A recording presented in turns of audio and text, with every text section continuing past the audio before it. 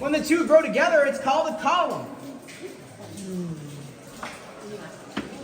You can remember that stalactites, they hang tight to the ceiling. Well, stalagmites, they might grow to one day reach the ceiling.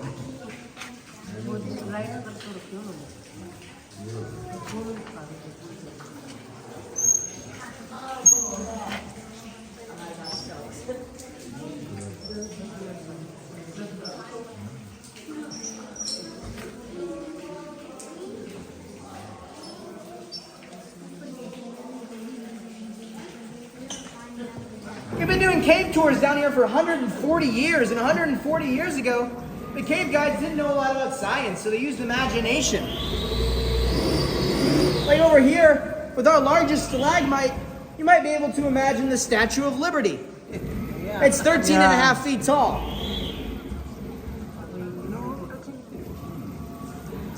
Now we're entering the first room in the cave. You can see how high the ceilings are, and how on almost every formation, or every wall and ceiling, there's a formation growing. You can also see that it's pretty dark in here. Caves are naturally dark.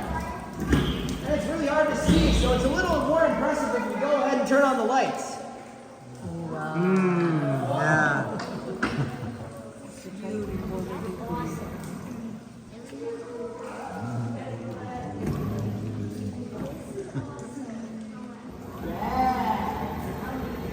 These lights are motion activated or? No, I had a switch back Oh, you there. had a switch. I didn't even realize that you turned on the switch. That's the idea.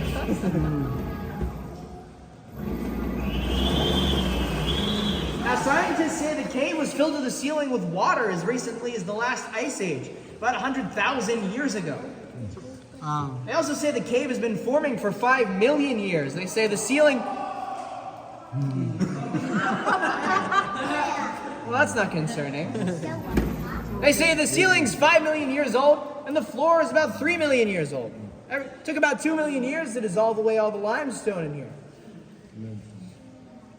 Now, they say the cave formed when water came through the ceiling and mixed with carbon and carbon dioxide, and that created a weak acid we call carbonic acid. Now, that acid's even weaker than a can of Coca-Cola, so you can imagine how long it would have taken to dissolve away all the limestone in here. Most of the rock you see is limestone, but the white that you see on the walls, that's calcium or calcite. It's the same stuff that chalk's made out of. Your bones have a lot of calcium in them. The red-brown color you see is rust or iron oxide. And the green that you see, it's algae. It's plant growth. It's one of the only things that's not natural to this cave because our lights create heat and it allows the algae to grow. That's why when we enter and exit each room, we're going to turn on and off the lights. We want to minimize the amount of algae that grows down here. Does anyone have any questions before we head on to the second room? Do you have fish in this water? Yeah, we do have fish in the water. They like to hang out by the dock. You might have seen some. But they can swim throughout the entire cave. Although they don't like to because people feed them out by the dock. So they like to hang out there.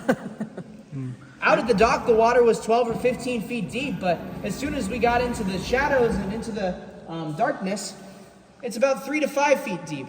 We were almost able to see the bottom yesterday, but it started raining again. So it's all cloudy. But when it clears up, we'll be able to see the bottom again. Now that we're not close to anything, feel free to dip your fingers in the water, feel how cold it is. It's 38 degrees.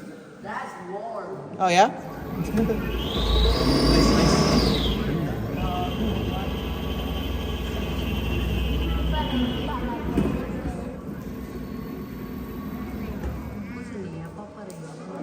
I like the soundproof of the motor. Oh, yeah?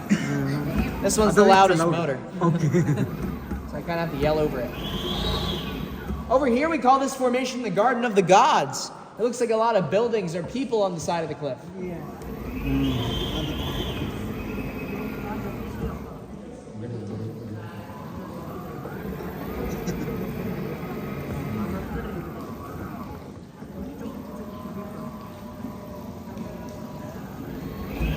And here we use some more imagination. Like over on the right side, you might be able to see an eagle or an owl with the chest puffed out up there. Yeah. Right on the corner. Next up, we have a stalactite that points down at a fisherman. Fisherman in a long rain jacket on the right side. And he's next to his basket of trout that he caught there on the left. That one's really hard to see. But the next one's my favorite. It's the turkey. He's right next to us. He's got a white head and a red body. And that turkey, he's hanging out with the rest of his turkey family over here. Yeah, yeah. Finally, there's a bridge that connects these two columns, and on top of the bridge is a little boy on the left side, and he's chasing his cow across that bridge. Now, if you're tired of me pointing out things that don't really look like other things, it's okay if you just see a rock chasing a rock on top of a rock. It's fine. Because now we're going to go back to science. Up in those pockets up there, you can see what looks like gold. There's some here, and there's some over there. Now, it looks like gold, but it's not gold. It's actually iron pyrite. And we call that fool's gold. It got the name fool's gold because it's worthless, and miners thought it was gold. They brought it up for sale, and they got told that they were a fool.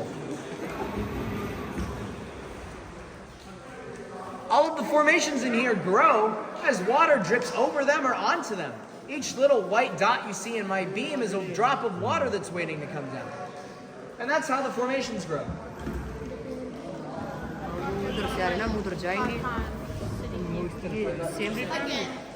Return path या फिर बस वहीं से? नहीं वापस आ रहे हैं, ये लोग आ रहे हैं ना कहीं से। जब करके आना भी, लेकिन ये एग्जिट प्लेस यही है।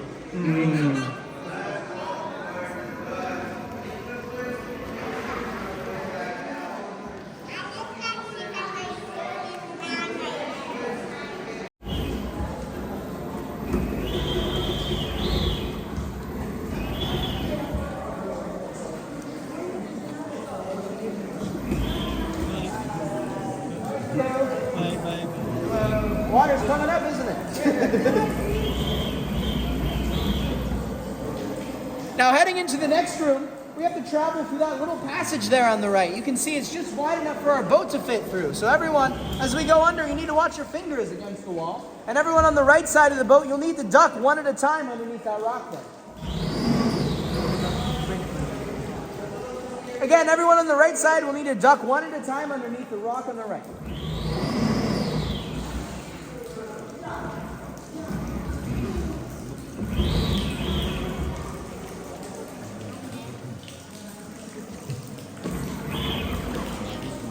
The current's almost doing all the work for me. It's carrying us right through. So really watch your head. Try to slow us down. The boat will bump up against the rock. Don't be alarmed when that happens. Just keep track of your fingers and your head. Fingers and head bend करना पड़ेगा. Here comes the bump of the boat. You're also good. This is best. What you're doing is the good.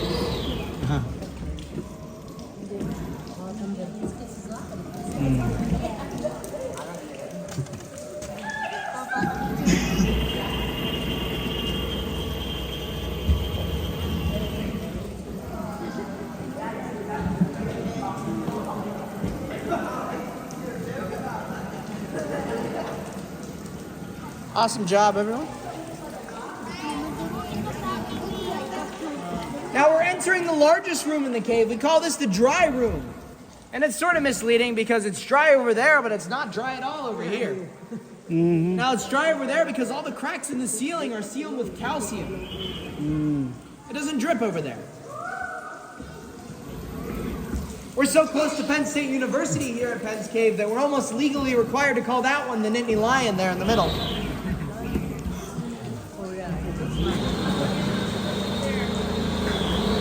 I'm just stopping us. Okay. We don't want to drift into this rainstorm that's coming down here. Now, to the left of the Nittany Lion, we call that one Buddha. Or I tell the kids it looks like a gorilla sticking his elbow out. It looks like Ganesh.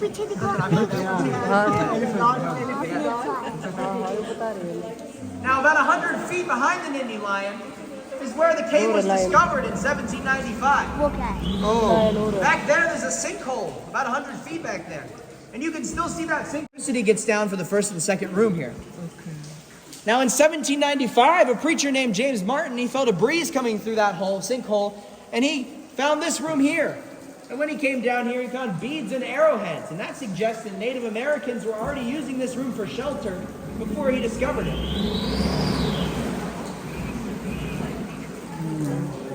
might think it feels chilly in here. It's 52 degrees, but that's the temperature it stays all year round. It doesn't change. The air stays 52 and the water stays 38. That's because caves take about the average temperature of the place that they're in. Our average yearly temperature in PA is around 52.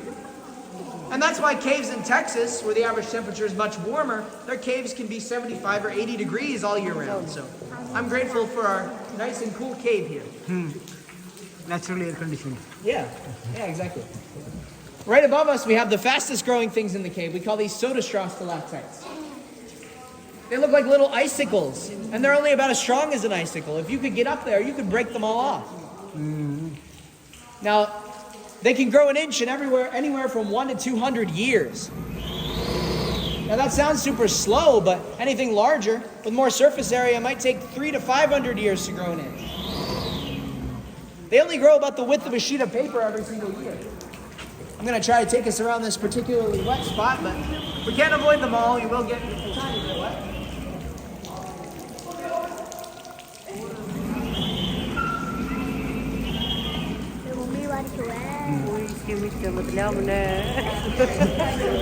We call this formation the chimes because we used to ring it as we go by, and it used to echo out. Then in the 1960s, it broke off. It doesn't ring out anymore. There used to be a lot more there. It's broken now. So we just look at it as we go by.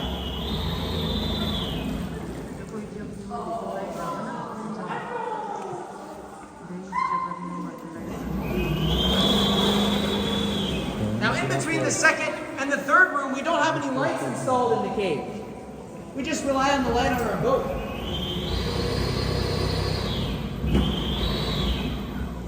Half of the reason we don't have electricity is because it's a long, narrow hallway, and it's super far underground. It would be hard to get electricity down here. Now, the other half of the reason is that this is where the bats hibernate during the winter. It's either good or bad news, but the bats moved out in April. About 2 months ago. But when they're here, they live in the ceiling.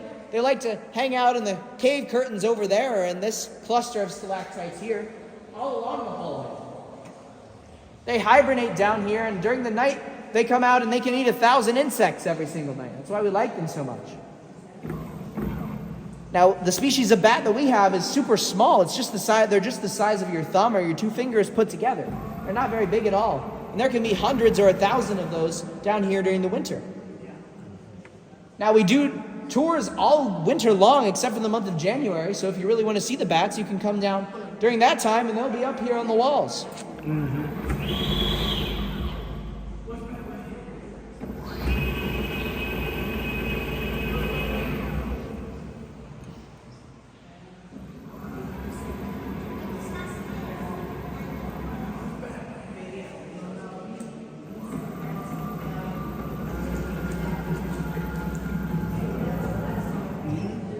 Now, when the cave was filled to the ceiling with water, whirlpool motions would carve out chambers like this one. You can see it's super smooth and circular. And when you get about here, you're able to see it looks like a heart. That's why we call it the heart of Penn's Cave. Now, about a year ago, a couple, they asked the tour guide to stop the boat here, and the guy proposed to his girlfriend under the heart. Then 3 months later, they came back down and they got married on the boat underneath the heart. Let's do that too. Now, you might think that sounds a little strange, but they were cave explorers or spelunkers. That's what we call them. So they loved the cave and they thought it was the perfect place to get married. If you're wondering where the word spelunker comes from, it's kind of a weird word. It comes from the Greek word speleos. Speleos means Greek in cave. That's where spelunker comes from. It's also where speleology comes from. That's the study of caves.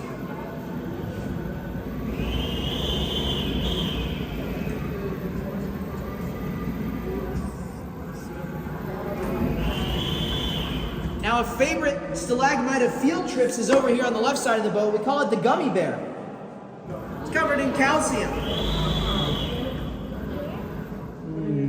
Gummy bear. It's almost pure calcium. That's why it shines out so bright.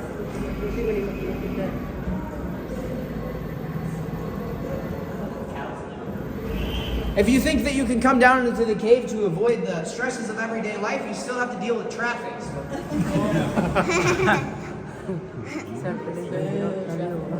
Grabe saya pagi kayo madirili or biya kita lag rin.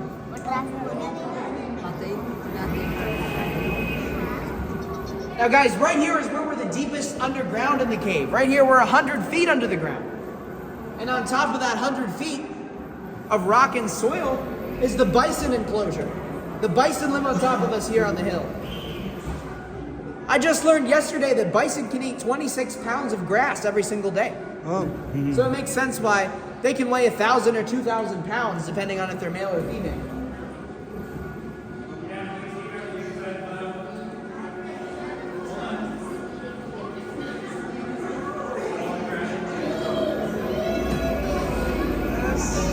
Bye, bye, bye, bye, bye.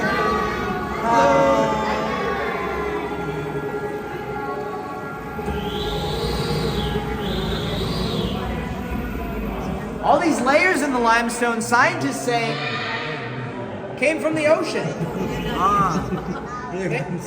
They say that the ocean covered Pennsylvania 500 million years ago. And they say all the layers in the limestone come from the ocean, the sand and mud at the bottom.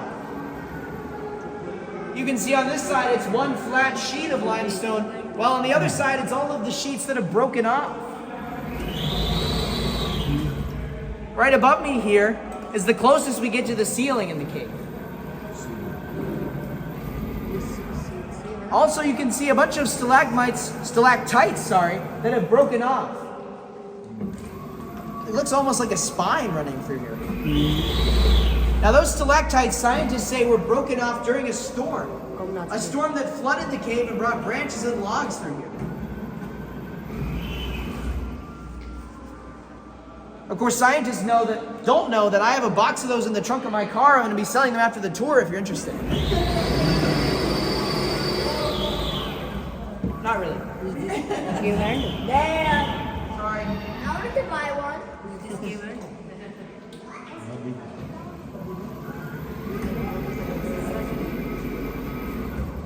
Water in this hallway would come in through tunnels like this one over here. Now you can see it's pouring outside and this one's not even dripping, so something must have shifted behind it to not allow the water to come through. But if I stop talking for a few moments, you can hear where water does come through. Further down here, we'll see it a little bit.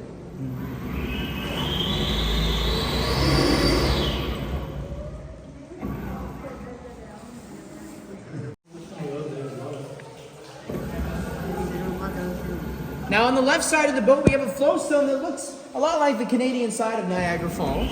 Yeah.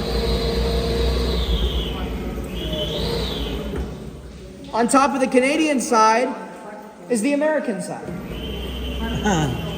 Yeah. Very close.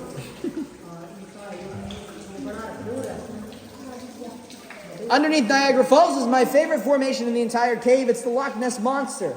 Here's his long tail.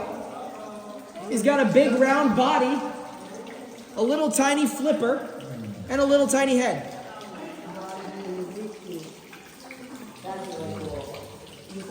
Now when it's raining like this, the water pours off of his middle section like that.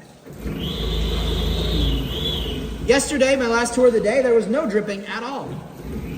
Now my personal theory as to why he's so big around in the middle is because he's been snacking on this cave bacon over here.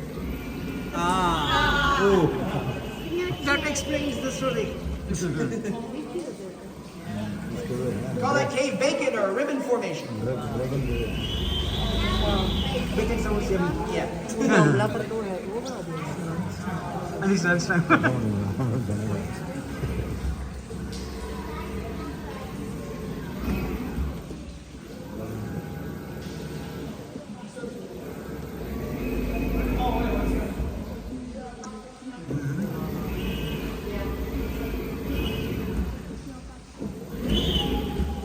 Now kids are always asking if there are any sharks in the water. Of course there's no sharks in the water, but there's a shark's fin on the wall. And then right next to the shark's fin are the shark's teeth after he's had some lunch.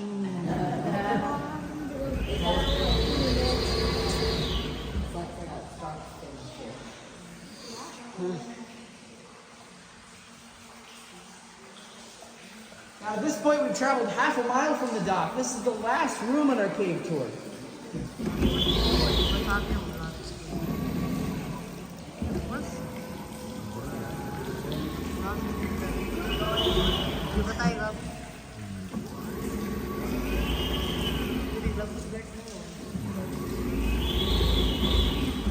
This column over here is 15 feet tall.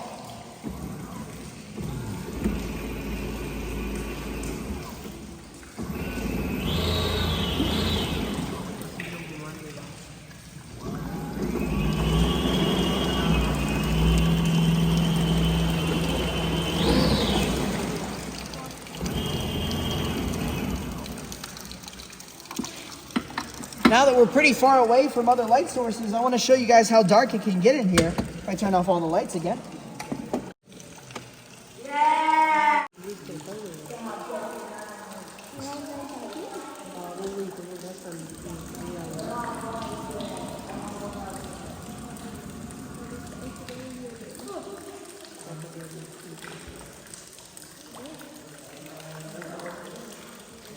Now after the sunset comes the moonlight.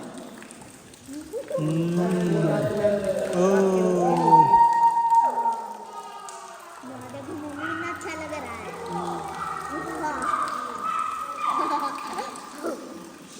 ये दूसरा तो ऐसे लग रहा है कोई राक्षस है तो ऐसे करा हुआ है किसी ने लिया कि After the moonlight is the sunrise.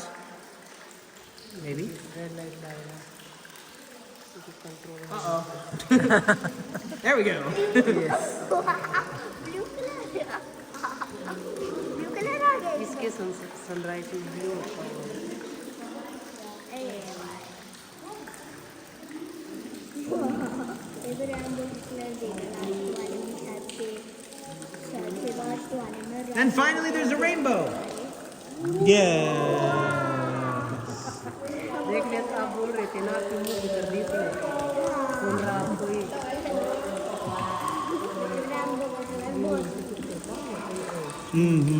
पापा इसका भी खरीदो इसका हाथ मत ही लाओ फोन वो इधर उधर जाए। रंबो का कलर तो वो कौन सा है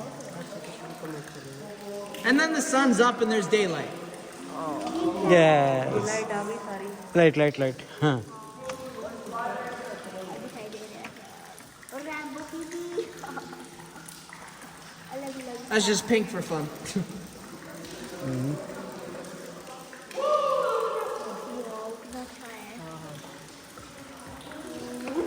Now it used to be that all the water from the cave would exit underneath those rocks over there and become the head of Penn's Creek. Then in the 1920s, the company, they decided they needed a better way to control the water level. When it rained like this, the cave would flood and the water would go up over the dock. They couldn't give tours. So they blasted that tunnel over there with dynamite. And on the other side of the tunnel, they made a lake. They built a dam and a spillway to control the water. Good. That's a good plan. That's why we are here. Now, normally the tours would go out into the lake and turn around, but the current is so strong in the tunnel that if we went out, we wouldn't be able to get back in. We almost didn't get back in this morning. So we're just going to go to the edge of the tunnel, take a peek out, and then come back through.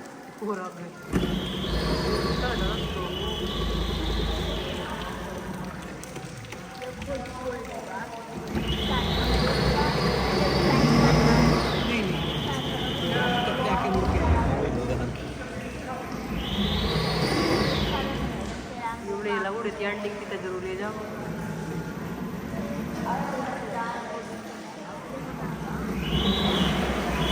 Over here to the left, that's a beaver's nest. The beaver came in through the tunnel and started a nest, but he decided there was too much traffic. He didn't finish it.